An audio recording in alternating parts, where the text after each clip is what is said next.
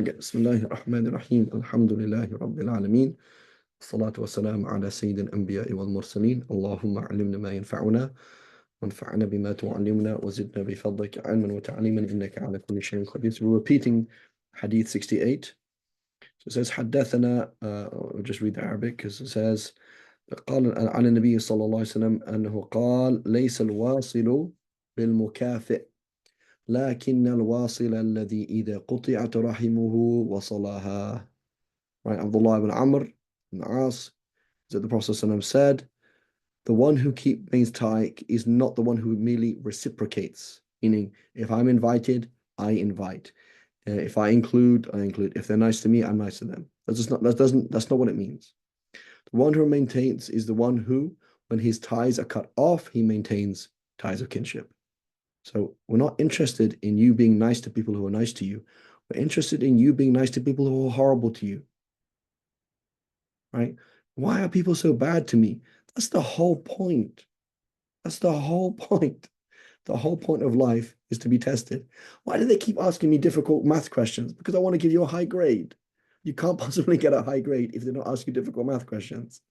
So the point is that when it comes to the rahim, is that you will have bad relatives who are horrible and are not religious, and they don't understand the deen, and they don't have akhlaq, and if you explain it to them, they don't listen, and you keep good ties despite that.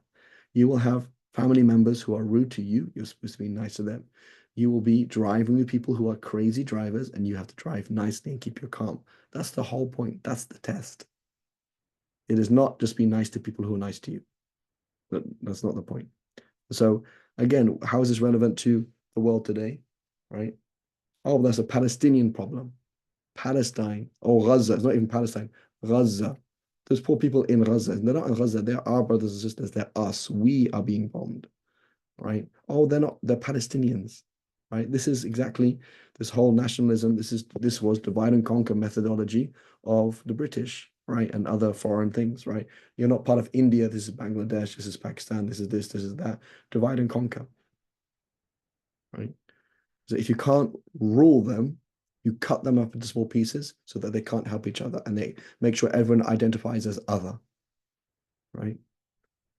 So, so it's not somebody other, it's us, right? And so where does this happen? It happens on our level. So instead of complaining about the Arab world, complain about ourselves and say, do I have cousins and uncles who I don't talk to, right? And if I do, I need to contact them and say, listen, I'm sorry, it was my fault, even if it's not your fault. Right? This is what we need to do. And this is how we can start solving the problem. Right? Now, what was it, Michael Jackson? What does it say? I'm looking at the man in the mirror and asking him to change his ways, not asking about anybody else. Not interested, oh, this hadith, that this person has to follow this hadith. You have to follow this hadith.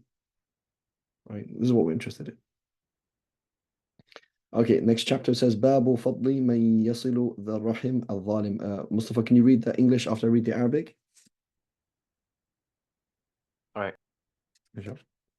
Okay, حدثنا مالك بن إسماعيل قال حدثنا عيسى بن عبد الرحمن عن طلحة عن عبد الرحمن بن عوسجة عن البراء قال جاء أعرابي فقال يا نبي الله علمني عملا يدخلني الجنة قال لئن كنت أقصرت الخطبة لقد أعرضت المسألة أعتقس النسمة وفك الرقبة قال أوليستا واحدا قال لا عتق النسمة أن تعتق النسمة وفك الرقبة أن تعين على الرقبة والمنيحة الرغوب والفيء على ذي الرحم وإن لم تطق ذلك فأمر بالمعروف وانهى عن المنكر فإن لم تطق ذلك فكف لسانك إلا من خير. Subhanallah. So it says this hadith is it's in Ibn Hibban and Musnad of Imam Ahmad, but it's not in Bukhari. So again, the hadith is on this lower level. So go ahead, Mustafa. Al-Bara said, a Bedouin came and said, Prophet of Allah, teach me an action which will enable me to enter the garden. He said, the question is a broad one, even though you've asked it in only a few words. free someone, set a slave free, he said. Are they not the same thing? No, he replied. Freeing someone is setting someone free yourself. Setting a slave free is to contribute to the price of setting him free. Lend an animal for milking which has a lot of milk and treat your relatives kindly. If you cannot do that, then command the good and forbid the bad. If you cannot do that, then restrain your tongue from everything except what is good. Right. Notice this point here. That's the hadith we just read about don't say bad, only say good things. Right. So Imam Shafi'i says the default is you do not talk until you think, what should I say? Is it something good to help me get into Jannah? Yes. Okay, now talk. But just chit chat is not Islamic. Right. Okay. And so what is it then? So the point of this thing is treating your relatives kindly. Right. Treating your relatives kindly. So that's the point there as way to get the Jannah. Okay, next hadith. باب من وصل رحمه في الجاهلية ثم أسلم. حدثنا أبو اليمان قال أخبرنا شعيب عن الزهري قال أخبرني عروة بن الزبير أن حكيم بن حزام أخبره أنه قال للنبي صلى الله عليه وسلم رأيت أمورا كنت أتحنث بها في الجاهلية من صلة وعتاق وعتاقة وصدقة فهل لي فيها أجر؟ قال حكيم قال رسول الله صلى الله عليه وسلم أسلمت على ما سلف من خير. Go ahead, Mustafa. Hakim bin Hazan said to the Prophet, may Allah bless him and grant him peace, do you think the acts of worships which I used to do in the time of the Jahiliyyah, meaning maintaining relations with relatives, setting slaves free, and sadaqah will bring me a reward? Hakim said to the Messenger of Allah, may Allah bless him and grant him peace, said, when you become Muslim, you keep the good actions you have already done. Mhm. So why is this problematic, Yusuf? Um, why is the hadith or why is the wording problematic? Why What do is you it, mean yeah, what's problematic? I'm not saying wrong, astaghfirullah, but why is it problematic? What's the issue here in this hadith? Mm, So I don't know. before revelation in the Jahiliyyah, before revelation, are you more responsible before revelation? Depends. So can you do bad deeds? So for example, I was there in the time of the Jahiliyyah. No prophet ever came to me, and I was told that it's a good and noble thing to do in my tribe to bury my daughter alive. Okay, and I did it. Am I sinful for burying my daughter alive in the Jahiliyyah? No, you didn't know. Exactly. So before revelation, you're not more responsible. That means in terms of sins? Okay, what about in terms of good deeds? Right. So the same thing can be said before revelation. I'm not responsible to. Before I knew about Islam, I'm not responsible to believe in Allah. Okay, well, what about? What if I did though? Like, what if, for example, I was there, I had no idea about Islam or anything, and I came to the conclusion that Jesus is not God. Right. So, Yeah. so that's a tabarru, is that you tried your best. So Allah subhanahu wa ta'ala is a shakur, he appreciates, and Allahu a'lam, he gives you the reward of that thing, right? So this is something else. So what does it mean when you become Muslim? Your previous sins are erased, right? Khalas, if you knew it was wrong, you did it. You knew about Islam, you knew about halal and haram, and you did haram things, and you become Muslim, Allah subhanahu wa ta'ala will forgive all your sins. It doesn't mean that all your previous good deeds will be erased. The issue then is it gives a sense that a kafir has good deeds, right? And so the Prophet said in another hadith that the kafir is given rizq through his quote unquote good deeds, meaning the fact that he helps people here and there, Allah subhanahu wa ta'ala gives it to him in the dunya, right? And so this hadith, if it's sahih, Allahu a'lam, if it's sahih, it's there, it's in Sahih Bukhari, it has some of these issues, right? So when I say problematic, I'm not saying the hadith is wrong. What I'm saying is there is issues where like, oh, how do you put that all together, right? Allahu a'lam. Okay, so now next hadith. باب صلة ذي الرحم المشرك والتهدية. So it says maintaining ties with the idolatry, with a kafir, and giving gifts. حدثنا محمد بن سلام قال أخبرنا عبدة عن عبيد الله عن نافع عن ابن عمر رأى عمر حلة سيراء فقال يا رسول الله لو اشتريت هذه فلبستها يوم الجمعة وللوفود إذا أتوك فقال يا عمر إنما يلبس هذه من لا خلاق له ثم أهدي للنبي صلى الله عليه وسلم منها حلل فأهدى إلى عمر حلة فجاء عمر إلى رسول الله صلى الله عليه وسلم فقال يا رسول الله بعثت إلي هذه وقد سمعتك قلت فيها ما قلت قال إني لم أهدها لك لتلبسها إنما أهديتها إليك لتبيعها أو لتكسوها فأهداها عمر لأخ له من أمه مشرك. Okay, go ahead, Mustafa. Ibn Umar said, Umar saw a silk robe for sale. He said, Messenger of Allah, would you buy this robe and wear it on Jummah and when delegations visit you? He replied, only a person who has no portion in the next world could wear this. Are you Then wearing the silk, Messenger right? It's of Allah, haram for men to wear silk, of course, right?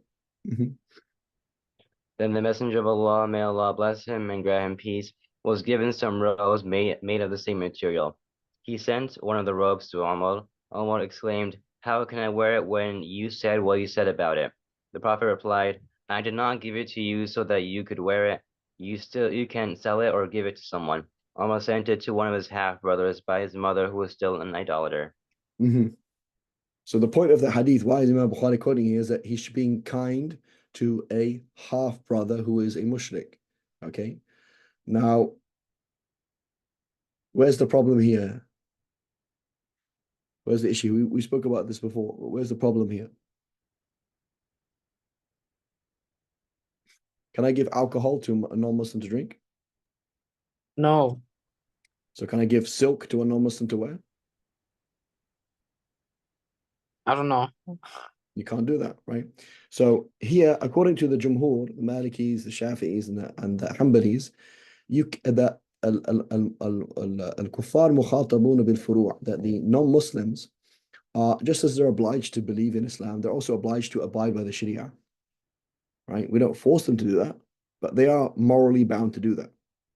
So a kafir is sinful for not believing in Allah and His Messenger, and also sinful for not praying Fajr, and not for learning how to make wudu properly, and not doing istinja, and eating pork, and.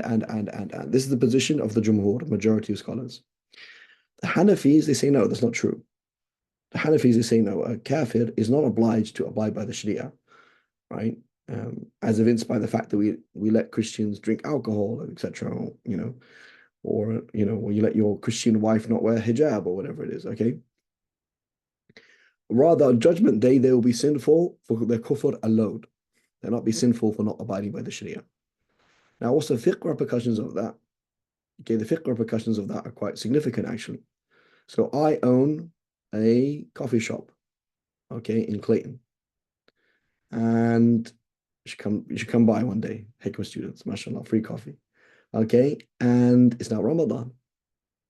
And so Clive, my daily customer, he comes by and he tries to buy a cup of coffee. I'm like, sorry, Clive, I'm only open after sunset. He's like, why? He's like, oh, because Ramadan. He's like, it's Ramadan? What's Ramadan? It's like, oh, you have to fast. Like, okay, I have no idea what you're talking about. I say, Clive, that's fine, but I'm not permitted to give you a cup of tea or sell you a cup of tea, a cup of coffee right now, because you are obliged to believe in Allah and His Messenger.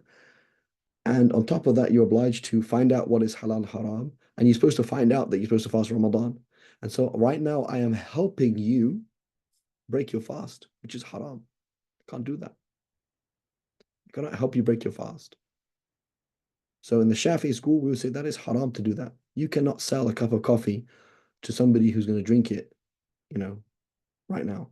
Now, if they're going to drink it later on, that's fine. Like, and you know that. But if the default is they're going to drink it now, you can't do that. So fast food, coffee, those kind of things, you can't do that. You can't in the Shafi'i school Uber on a Saturday night. Can't do it. Dropping people off at a nightclub, you can't do that. You cannot drop someone off at a nightclub, right?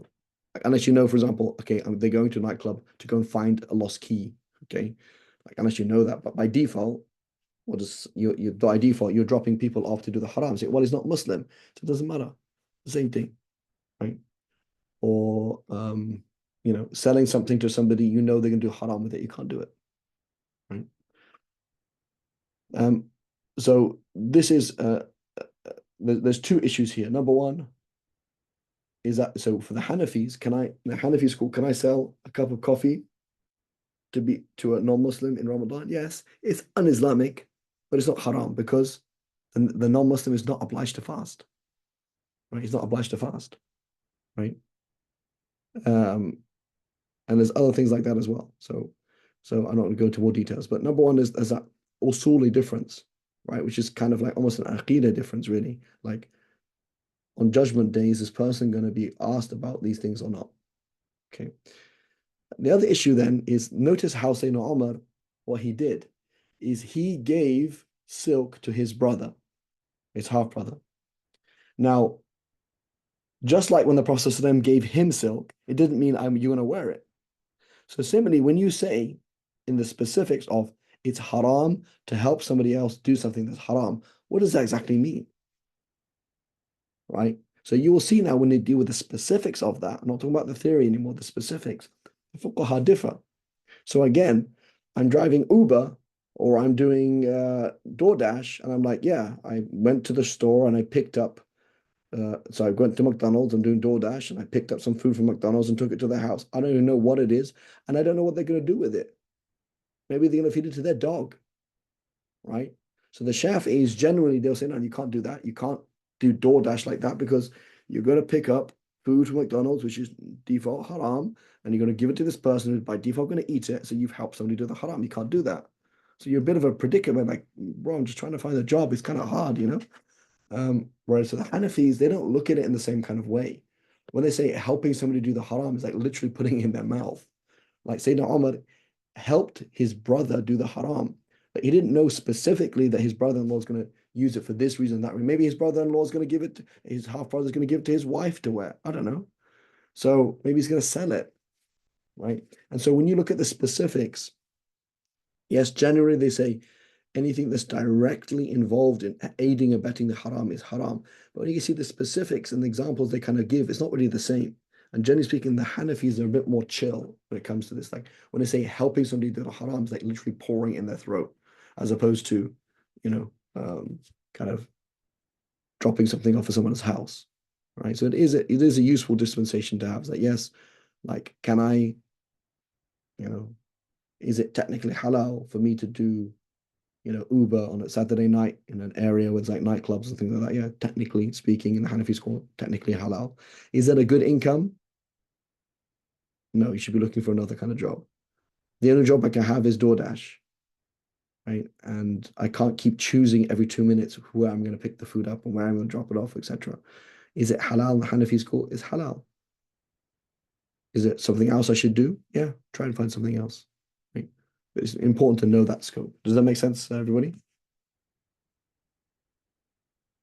Yes, Sheikh. Yeah. Right. And so it's a very important thing to do, right? You're like, astaghfirullah, that guy drops people off at nightclubs. Like, brother, do you have a job? So yeah. Okay, many people don't have work. Do you know what it's like not to have work for like 3 months, 4 months, for a year? So it's very important to understand that, yes, we should have as much wara' and scrupulous as possible, but don't judge other people, number one. And also don't look down upon a dispensation because one day you might not need that dispensation. You might be in a situation like, subhanAllah, this is very, very difficult. I really, I need something that is at least 1% halal. And you find that rukhsa. All right. So don't, by default, we should have as much taqwa and wara as possible. There's no barakah in that. Try and avoid it. Right. But there's a difference between when you have a choice and you have a choice. So don't judge other people and don't look down at certain dispensations because one day you might need that. You're like, oh man, it's very difficult. Right. Like, oh, sister, you should have some sleeve on your, cover your, have something under your sleeve so you make sure your forearm isn't exposed. Okay. Brother, why don't you do that for a week and then you tell me? Okay. Don't judge me. Right. You can advise me, but don't judge me until you do it yourself. And maybe you might be in a similar situation with your own daughter one day and be like, hey, that's hard. Daddy, this is too difficult, it's too hard, it's too itchy, right? And so, we have to be know the breadth of ikhtilaf as much as we can, right? There's different opinions, and not judge people.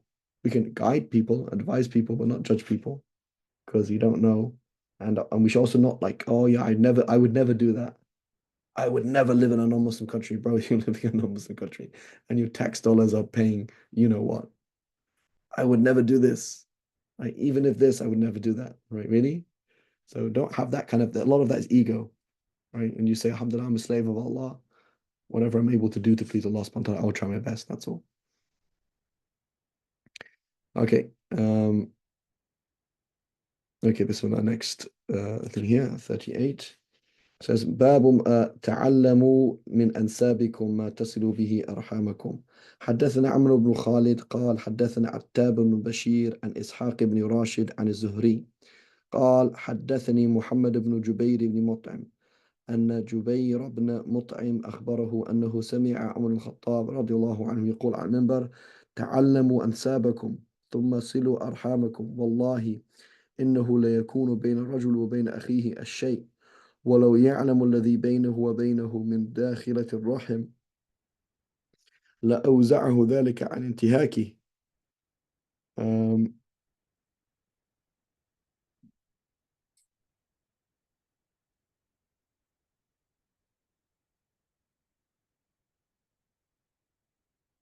So this hadith that we see here, go ahead, Mustafa, you can read. Jubair ibn Mut'im said that he heard Umar ibn al-Khattab say on the minbar, learn your lineage so that you can maintain ties of kinship.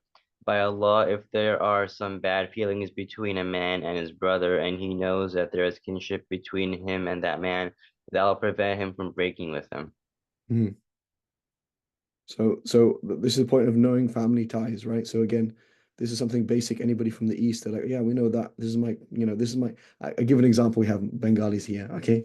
So my friend, his name is Nasir Rahman. The whole of Bangladesh is called Rahman, right? So he was in Jordan.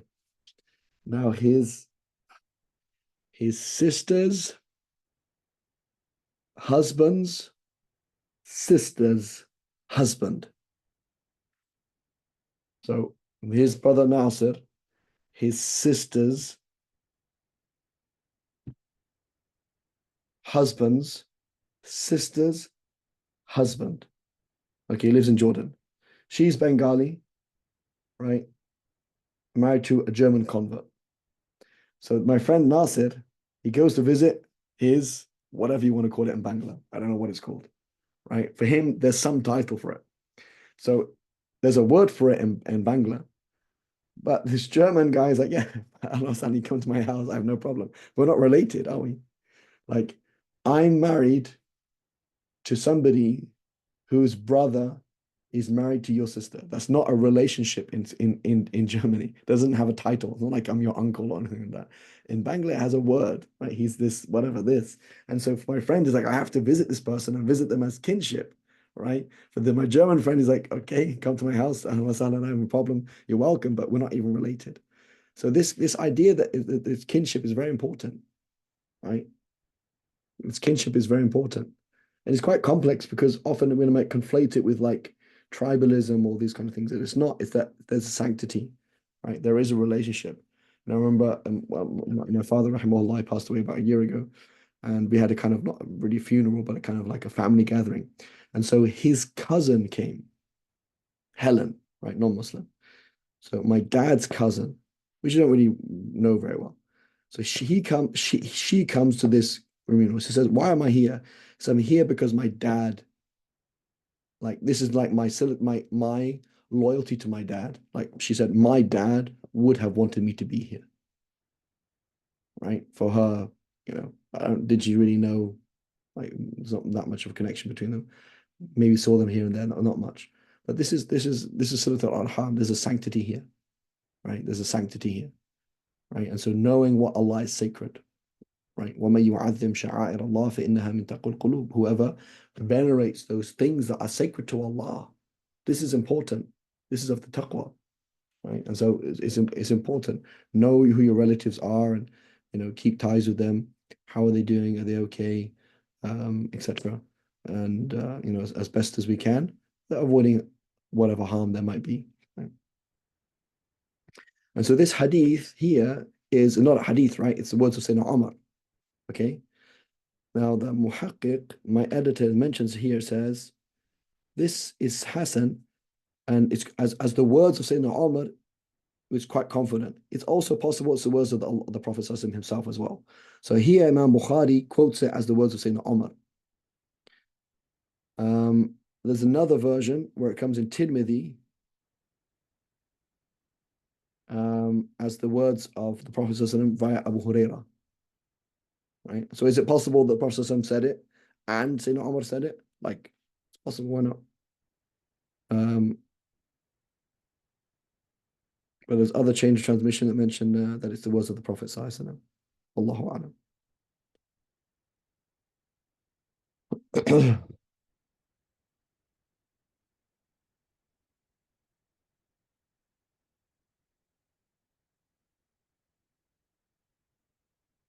Okay, 73. حدثنا أحمد بن يعقوب قال أخبرنا إسحاق بن سعيد بن عمرو أنه سمع أباه يحدث عن ابن عباس أنه قال احفظوا أنسابكم. Right, and so the lineage, history in general is very important, right? If you look at Lord of the Rings, a very, very, very important book for our times, super important, phenomenal, I feel like a seminal book for our times, Lord of the Rings. One of these things is everybody has a lineage, right? This is Thorin, son of Thrain, or whatever it is, right? Like, where'd you come from? Who are you? What's your story? Right? What's your story? Where'd you come from? And separating the individual from their family and separating the individual from history is a fundamental tool of modern society. If people know their history and if people are connected to their family, they're very dangerous and they're strong. You can't break them. You can't make them do things.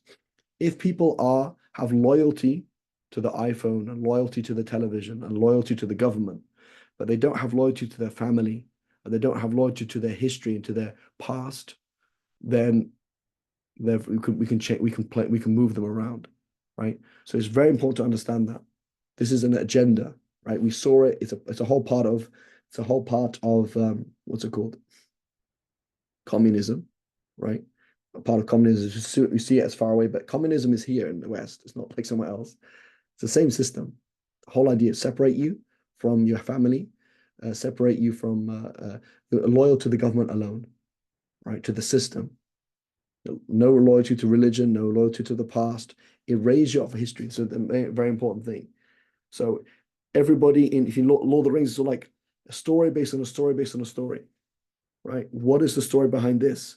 So the Hobbit leads to, right, the Battle of the Five Armies. The Battle of Five Armies leads to this unity that's needed later on for these people to even attempt to stand up against the Dark Lord, etc. All of these things are needed, right? And so a key thing, learning heritage. Who are you? What's your story?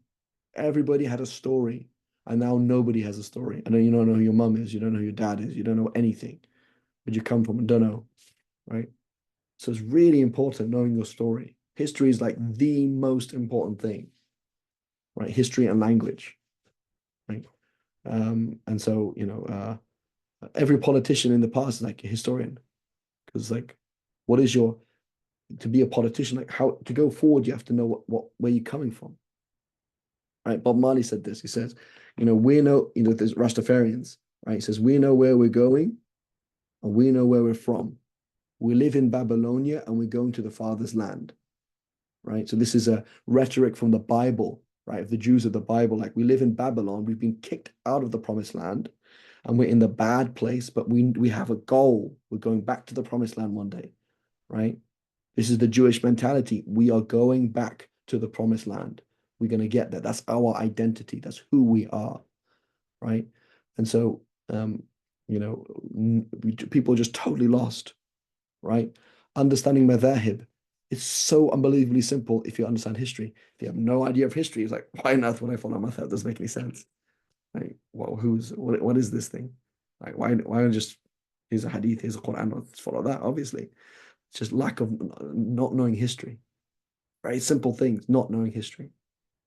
Understanding, like America, understanding America, don't know history. Okay, so important. And so, we feel it less here because America is such a new place. When you go to any old place, go to Fez, see a masjid that's 1,000 years old. Go to England, drive on roads, Roman roads, right? So being English, you're just connected to history because it's older, right? Go to Austria, it's old. Go to Rome, it's old. You're like, oh yeah, things kind of make sense. Whereas things in America are very disjointed because the country is just a new place. It's just a new place. And so it's very normal and okay and acceptable to live in a disjointed, incohesive understanding of the world because everything's just like, just download the app. That's life. Like, that's not, where does it all come from? How does it all work? Right. So, I lived in Jordan, I lived in England. Did you know that England and Jordan was once one country? Emperor Hadrian, Roman Emperor Hadrian, controlled all the way from Jordan, whole of North Africa, the whole of Eastern Europe, the whole of Europe, whole of England, and he was building in Jordan and building in England at the same time, right? I know that Hadrian's Wall in Scotland, Hadrian in like I saw that. I was like, oh wow, you connect things.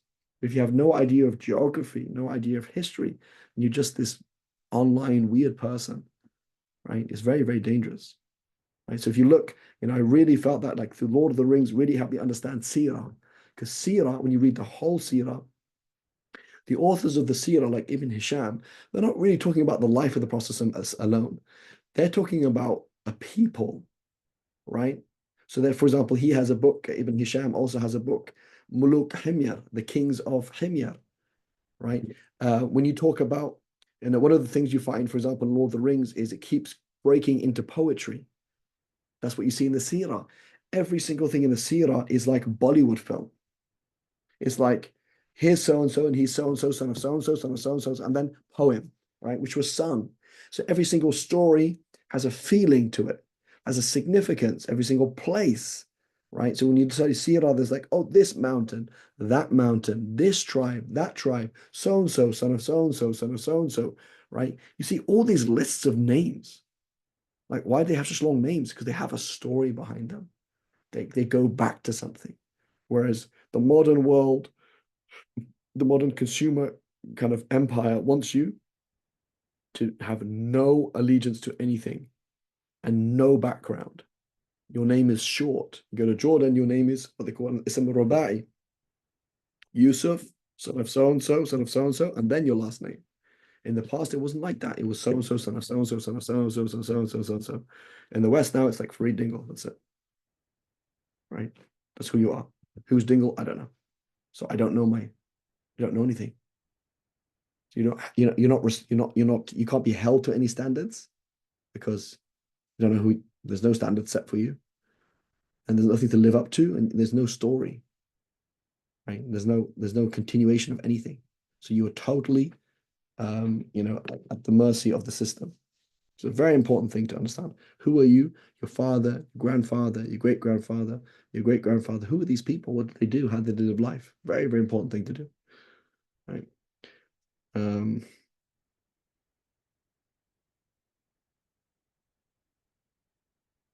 Okay.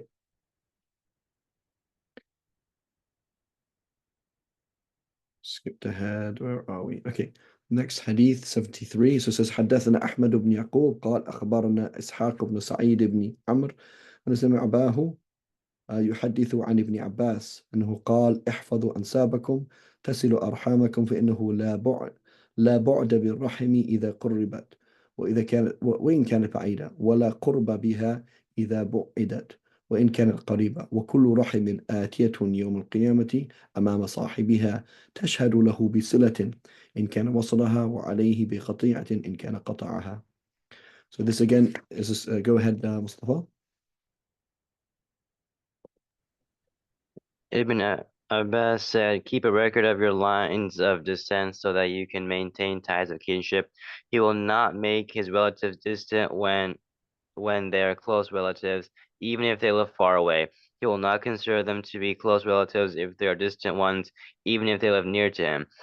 Every time of kinship will come to the day of rising in front of each individual and testify on his behalf that he has maintained that tie of kinship, if he did indeed maintain it. It will testify against him that he would cut it off if he cut it off. So this is very important. Actions turn into things. So the way we look at things is in the dunya is like, I want things, I want the new phone, I want the car. Things disappear on Judgment Day. And no things that are not things, appear. Actions that we see as nothing. The fact that you care about somebody, what's that? The fact that you're humble, what's that? That doesn't mean anything. It's immaterial. It doesn't matter. It becomes material on Judgment Day. So the material becomes immaterial on Judgment Day. And the immaterial, i.e., things that people don't care about but are actually important, become very material on Judgment Day. Right? Oppression will be dark clouds. Your tie of kinship will take on a form and it will say, this person did this and this and this and this and this. Right? So very important.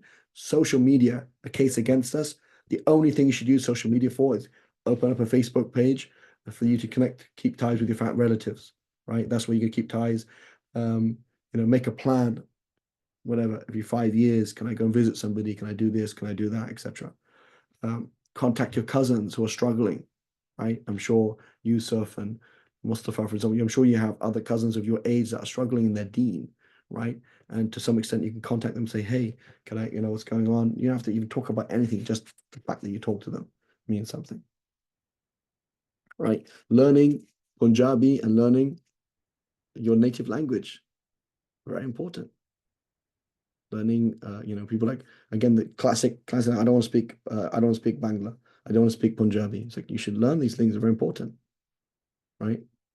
My namesake, my namesake, he wrote in Punjabi, right? Baba Farid in Pakpatan, right? There's amazing things you're going to find. Some expression in Bangla, you won't find it in anything else. That just summarizes this very key thing about Islam. Very key thing. Somebody said this amazing thing. You couldn't translate it, right? I remember there was this Bengali sheikh who came to the masjid once. He's speaking Bangla, Farsi, Urdu, and he's like saying things like, subhanAllah, you should know you couldn't say that in any other language. Right? So learning your native language is important. It's not something pointless. There's key things in it, right? This is part of Silat al-Rahim, and also respect for our parents, right? That we should learn our native tongue, right? You can do Mustafa, you can do Bangla as a foreign language or something.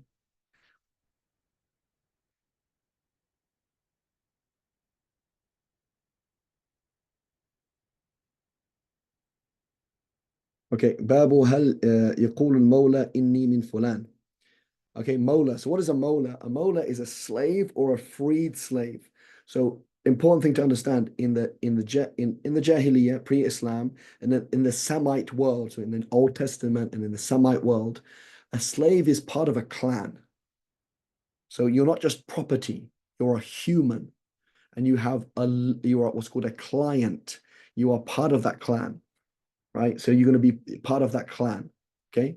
And so Islam confirmed that, right? The Prophet ﷺ, he said that wala, the loyalty between the slave and the owner, even if he's set free, is like, and vice versa, the owner and the slave is like a piece of rahim. It's just like a womb connection, right? Abraham in the Old Testament, in Ibrahim, he is told to circumcise his boys and any boy that he buys. So the idea that the covenant of circumcision, the covenant of the Jews, applies to his actual progeny, his actual children and grandchildren, and to boys that they buy, so that they're part of that tribe. So in the Jahiliyyah, that's what it used to be. And in Islam as well, right? If you free a slave, there is a connection there, right? There is a connection. So for example, I free a slave, she's female, she has no family. Who marries her off? I do, right? I die without any heirs. He or she inherits from me. She dies without any heirs. I inherit from them, right? I free a slave and they accidentally kill somebody. I pay the blood money because they're my family. Just like right now, if Mikhail or Abdurazak playing in the street and they accidentally bumped into a kid and the kid fell off the bike and died, my brothers pay the blood money. It's because they were a tribe. That's called your Mawla. So Mawla is from the word waliya, which means to be close, right? That's when you say Allah is our Mawlana. He's like my great tribal member who will look after me. That's what it means, right? Mawlana. So let's just say Anta Mawlana, right? And like that's what it means. Like oh Allah, you're like my this big person in my clan who will protect me if I'm harmed. Anta Mawlana, right? So it's very important to understand there's lots of rhetoric from slavery, but it's not the kind of slavery that we know in the Americas. It's the slavery, Semite slavery is very different. Different kind of thing.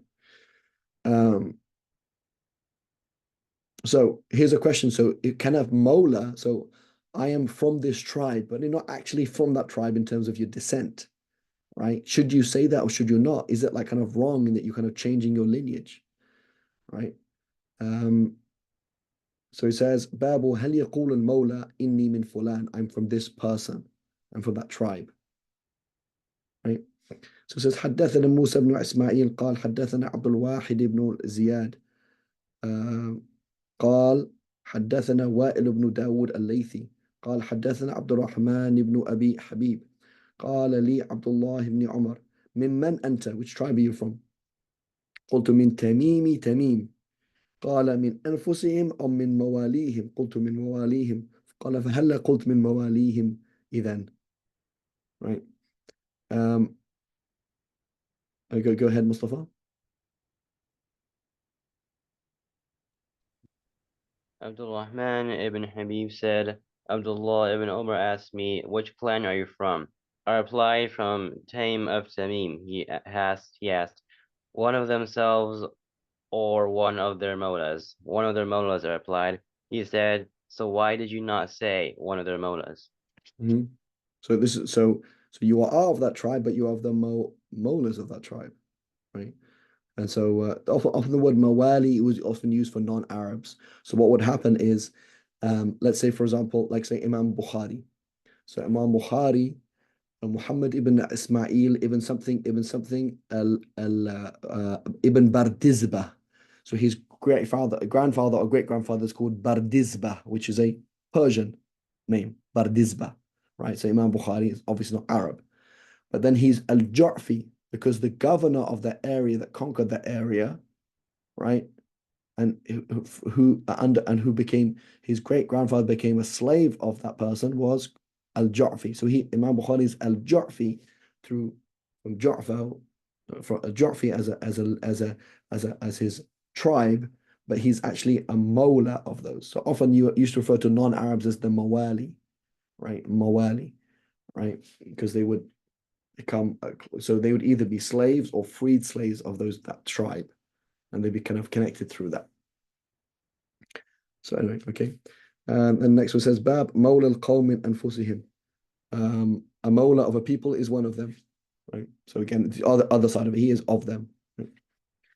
حدثنا عمرو بن خالد قال حدثنا زهير قال حدثنا عبد الله بن عثمان قال أخبرني إسماعيل بن عبيد عن أبيه عبيد عن رفاع بن رافع أن النبي صلى الله عليه وسلم قال لعمر رضي الله عنه اجمع لي قومك فجمعهم فلما حضروا باب النبي صلى الله عليه وسلم دخل عليه عمر فقال قد جمعت لك قومي فسمع ذلك الأنصار فقالوا قد نزل في قريش الوحي فجاء المستمع والناظر ما يقال لهم فخرج النبي صلى الله عليه وسلم قام بين أظهرهم قال هل فيكم من غيركم؟ قالوا نعم فينا حليفنا وابن أختنا وموالينا. قال النبي صلى الله عليه وسلم حليفنا منا وابن أختنا منا وموالينا منا وأنتم تسمعون إن أوليائي منكم المتقون فإن كنتم أولئك فذاك وإلا فانظروا لا يأتي الناس بالأعمال يوم القيامة ولا يأتون بالأثقال فيعرض عنكم ثم نادى فقال يا أيها الناس ورفع بين يديه يضعهما على رؤوس القريش أيها الناس إن قريشا أهل أمانة من بغى بهم قال زهير أظنه قال العواثر كبه الله لمن خيريه يقول ذاك 3 مرات. Go ahead, Mustafa. Rifa ibn Rafi reported that the Prophet, may Allah bless him and grant him peace, said to Umar, "Gather your people, the Muhajirun, for me." He did so. When they reached the door of the Prophet, may Allah bless him and grant him peace, Umar came to him and said, "I have gathered my people for you." The Ansar heard that and said, "Revelation has been revealed about the Quraysh." People came to see and hear what would be said to them, the Muhajirun. The Prophet, may Allah bless him and grant him peace, came out and stood in the midst of them. He said, "Are there those among you who are not of you?" They replied, "Yes, there are those among us with whom we had made treaties, as well as our nephews and our mothers." The Prophet said, "Our ally is one of us. The nephew is one of us. Our Mawla is one of us. Those Just are pause there a who second, we Mustafa. were." So the point then, why is he saying this? This hadith is not talking about what the title, but he's saying if you look at this hadith in this topic, the Prophet is referring to the nephew. So he says ibn ukhti, right? So he's not of my tribe. That's right. So the lineage is patriarchal through sons. So the son of your sister is part of another tribe. But the Prophet says, no, he's still of you. And the Halif, the people who made treaties with you, is also of you. And your Mawlas, the freed slaves and the families of those slaves, they're also of you. That's the point of the hadith. Now he's going to continue on to something else, which is not, he's quoting the hadith, he's just using the hadith for that, but go ahead, Mustafa. You who are listening, our friends among you are those who have taqwa of Allah. If you're one of them, then that is good. If that's not the case, then Right, look one out. second. So he says friends here. What he means is inna awliya'i. Doesn't mean friends. He means from the word wali, waliya, to be close. So somebody who is close to us and supporting us, not our friends. Friends is like asdiqa, like my buddies, right? What it means is like the people who are going to support us are the people of muttaqeen, right? فإن Allah was the hadith was the in Tahrim, Yusuf and Mukhtar إن and الله إن الله هو مولاكم وجبريل وصالح. Mawlakum. So notice this phrase Mawlakum, like who's got your back? Who's your tribe? Allah is your tribe. Who's got your back? Mawla inna Allah huwa mawlakum. Wa Jibreel, Allahu Akbar. Jibreel has got your back, right? Wa salihul mu'mineen, and the righteous, right? And the righteous believers. They got your back. Right? There's another verse somewhere else. I'm trying to think of it.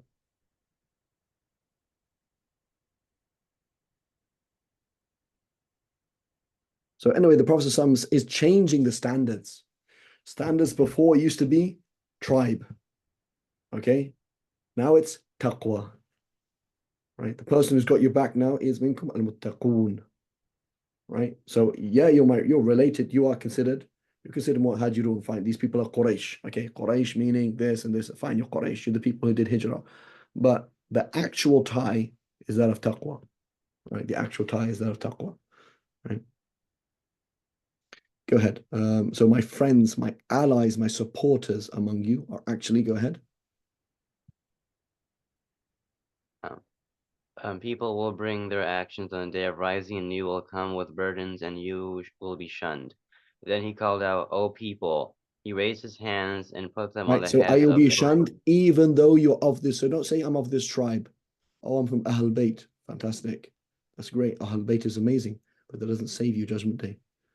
The Prophet told Fatima, said, "Can't help you if you don't believe." Okay, it's not about that. And so you are my family. I cannot help you because you're going to come on Judgment Day with your own actions. You're going to come on Judgment Day with your own sins, and you will be turned away if you do not listen. Right? So very, very important thing to understand. Right? Very thing. I was laboring the point with the high schoolers. You make it happen. But every single one of us, you make it happen. Your deeds, your future, you're going to stand with Allah subhanahu wa ta'ala, and you're going to have a personal interview with Allah subhanahu wa ta'ala. Don't point the finger at anybody else. Right? One of my teachers, very, very close teacher, I spent a lot of time with him, and I asked him this question once. He said, you're cool. I'm so used to him giving answers for me. He's like, that's not what it means. I've given you the tools. You're going to stand before Allah. What can I do? Right? You and your Mubarak dua. That's all. Don't come to me. Oh, but I was at the school, or my dad, or my mum, but other people. But the Sheikh said, I don't care about anything else. I care about you. You're going to stand before Allah subhanahu wa ta'ala. And it doesn't matter that you were with these people. I'm going to ask you about your life. It's a very, very important thing to do. Right? And this is a hard thing to do as a teenager, right? Like, who are you? Who and what are you? Like, so many people, we live our lives through other people's eyes. Like, it's not you. Like, who are you? Right? Because you're going to stand before Allah and you define who you are for Allah subhanahu wa ta'ala. Okay, go ahead, Bismillah. O people, Quraysh are the people of trustworthiness. If anyone who oppresses them and one of the transmitters thought that he said faults them, Allah will overturn him. He repeated that 3 times. Right.